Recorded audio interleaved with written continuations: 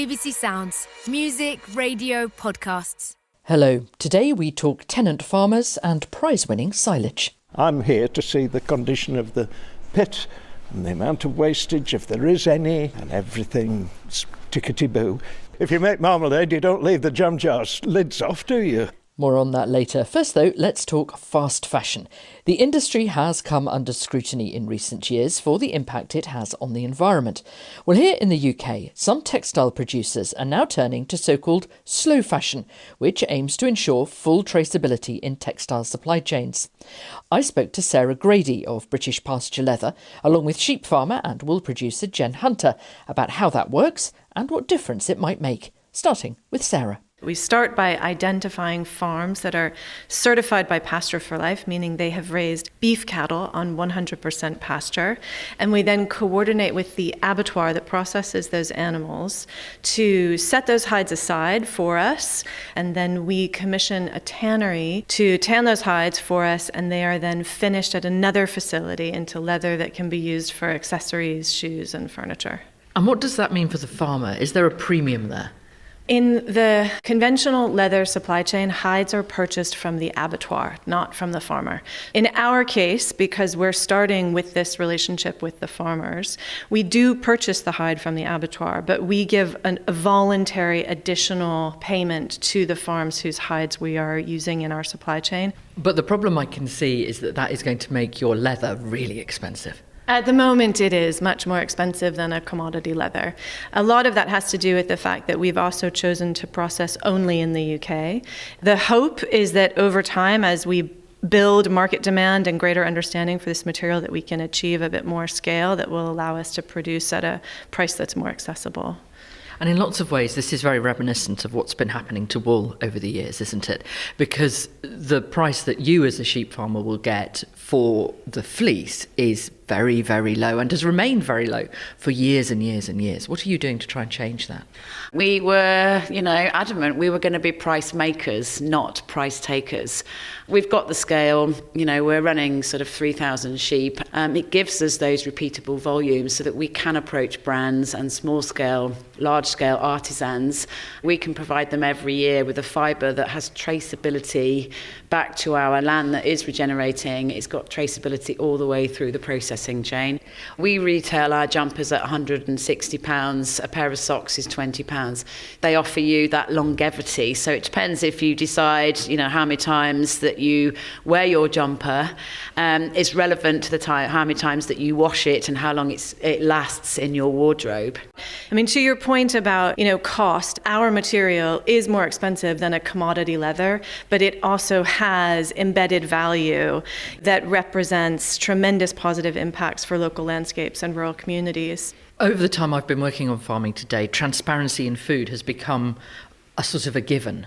Do we need the same sort of thing in clothing? I think the shifts that we've seen in our food culture, looking at the impacts of our choices and the consequences of our choices, is what's starting to emerge in our material culture and in our discussions around clothing and fashion.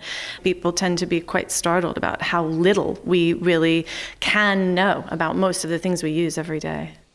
Leather producer Sarah Grady and sheep farmer Jen Hunter at the Oxford Real Farming Conference. Now to silage, which is the preserved chopped grass or other crops that farmers feed to livestock through the winter. The more good quality silage you can harvest and store yourself, the less money you need to spend on bought-in feed. There's also a real pride in producing a great crop of silage. Well, the Westmorland Agricultural Society runs an annual, hotly contested silage competition. The entries are lab analysed and the best 4 farms in each category get a personal visit from the judge. Kaz Graham ventured into a Lancashire silage pit, where the silage is stored, to find out more. Yeah, so basically, this is corn on the cob. It's your cornflakes. It's what humans eat. Maize silage? Yes. I've not come across this before. Right, it's fantastic feed. We feed this for the starch. We feed this for the pH, the dry matter. I'm with Chris Hallhead on his farm just to the north of Lancaster. And so the silage clamp, that's what we're looking at. Yep. Basically, you've got the whole lower part of this barn filled with this very, very finely chopped maize. And that's the maize. It's like the whole kind of corn plant. On the cob and all of the stem as well, all very, very finely chopped. Everything. Everything goes in. And we've got maybe about 7-8 foot of it.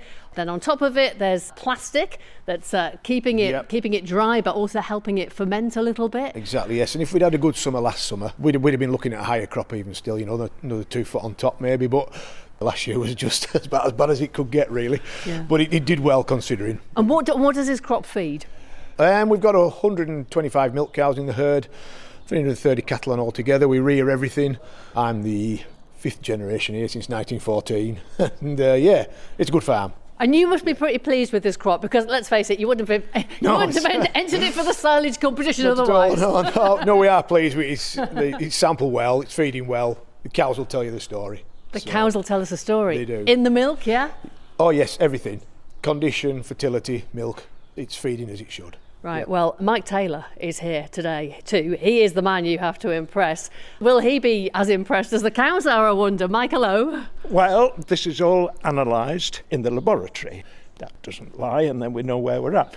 I'm here to see the condition of the pit and the amount of wastage, if there is any, and everything's tickety-boo.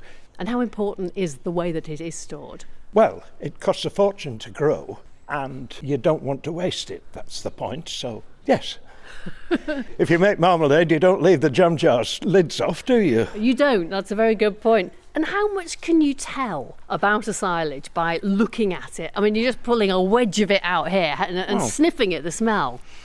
It's got a vinegary, acidic-y smell with it. That's what it's preserved in. It's lactic acid. We'll have a look and see that it's all nicely chopped. See how many grains there are in it relative to the stem and the stalk. And then we make a judgment on it. David Galbraith is the steward of this competition. David, how many entries have you got this year? And how competitive does it get? It's very competitive. There's 80 entries from 53 farms. The competition's been running for like 30 odd years, but some years we have good years and some years we have bad years. It's just a good way of farmers getting a chance to compare their forage with everybody else's, and probably more importantly, after the competition we have a nice social evening where everybody gets together for the results. So Chris, your silage this year, it's looking good. The judge didn't raise his eyebrows in horror, so that's a good sign, isn't it?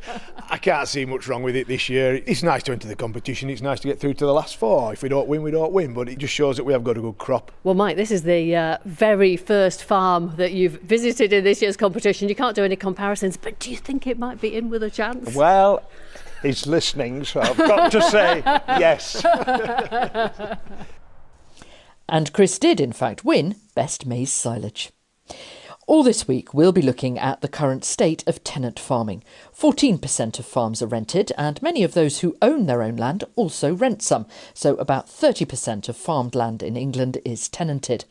The Rock Review, commissioned by the last government, made a number of recommendations to improve things for farmers who rent, from more protection from landlords wanting to take land back to the appointment of a commissioner. A recommendation accepted by this government. Well, George Dunn, Chief Executive of the Tenant Farmers Association, says it's a mixed bag for tenant farmers at the moment. We now have the Farm Tenancy Forum, which DEFRA is responsible for, and the Minister, Daniel Zeichner, attends on a regular basis. We have a new code of practice.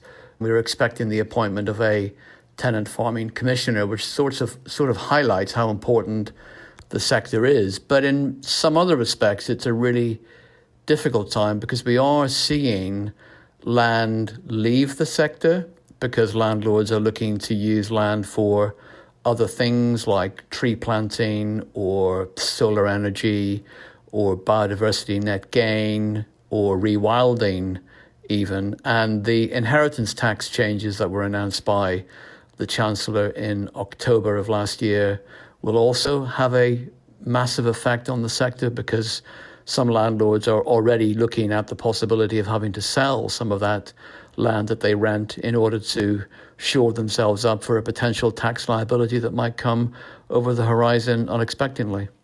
And that's difficult, isn't it? Because it makes sense for that landlord business to do that, whereas obviously it has a very big impact on that tenant's business. Absolutely, Charlotte. We've got no issue with a landlord having to make those tax-related changes because of the exposure they have, which is why we have been arguing with government even long before the October budget that landlords who are letting land on a long-term basis, and by that we mean 10 years or more, should be able to get 100% relief from inheritance tax. The government would point out that any inheritance tax on a farm is paid at half the normal rate, 20%, not 40%. And it does look, frankly, unlikely that they're going to change anything, really, about this policy. Well, at the moment, we are still obviously in dialogue. While there is dialogue, there continues to be hope. But you're right, we do face a bit of an uphill struggle.